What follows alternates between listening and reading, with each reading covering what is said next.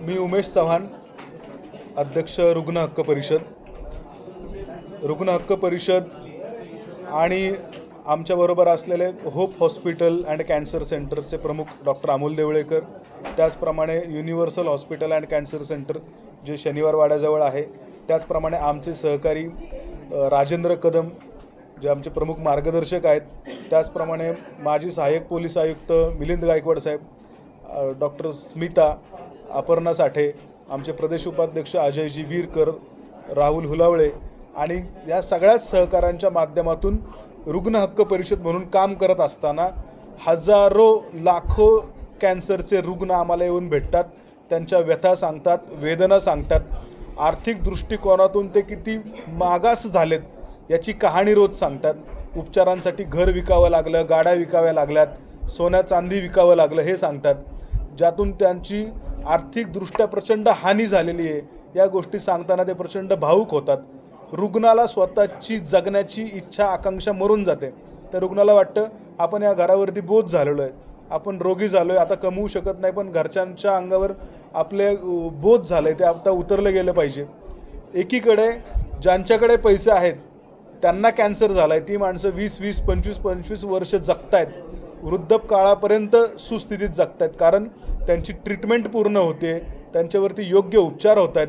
त्यांना डॉक्टरांनी जी प्रक्रिया सांगितलेली आहे, कॅन्सरचं ऑपरेशन असेल, केमोथेरपी असेल, रेडिएशन असेल, लागणारी औषध इंजेक्शन असेल, ही पैसे आहेत म्हणून त्यांना मिळतात.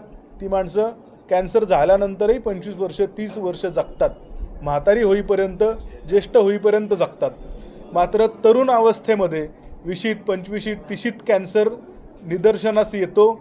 मात्र पैसे नसल्यामुळे अर्धवट ती कॅन्सरची ट्रीटमेंट सोडून द्यावी लागते आणि तरुणीताठी माणसं, चांगली तरुण मुलं, तरुण गृहिणी, महिला, माता यांना सोडून जावं लागतं, त्यांचा मृत्यू होतो.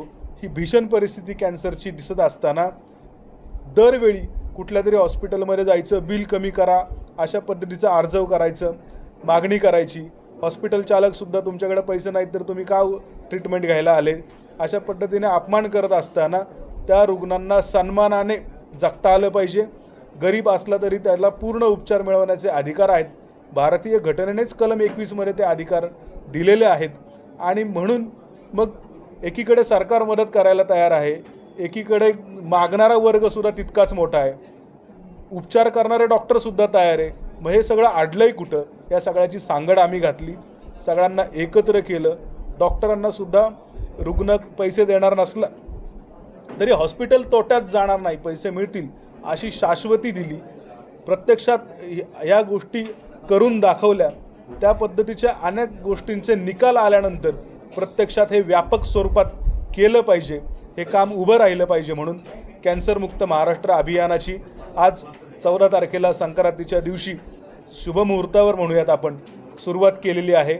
आणि जास्तीत जास्त रुग्णांना आम्ही सांगू की तुम्ही रुग्ण हक्क परिषदेकडे या, आम्ही तुमचे कॅन्सरवरील सर्वच उपचार मोफत करू. शासनाच्या योजना, सरकारला त्या योजना स्वयंसेवी संस्थांच्या माध्यमातून किंवा सरकारच्या माध्यमातून लोकांपर्यंत पोहोचवायचे आहेत, परंतु पोहोचवत असताना ज्या त्रुटी आहेत, अडथळे आहेत, त्या दूर करून आम्ही सरकारच्या योजना लोकांपर्यंत पोहोचू. आणि याच्यामध्ये शासनसुद्धा सकारात्मक आहे अशा पद्धतीचं दिसून आले. त्यामुळे शासनाचे आभार मानतो. आणि कॅन्सरमुक्त भारत, कॅन्सरमुक्त महाराष्ट्र हे अभियान या येत्या 5 वर्षात आपण सक्सेस करून दाखवू. कॅन्सर झाला तरी पैशाअभावी कोणी मरणार नाही याची आम्ही काळजी घेऊ.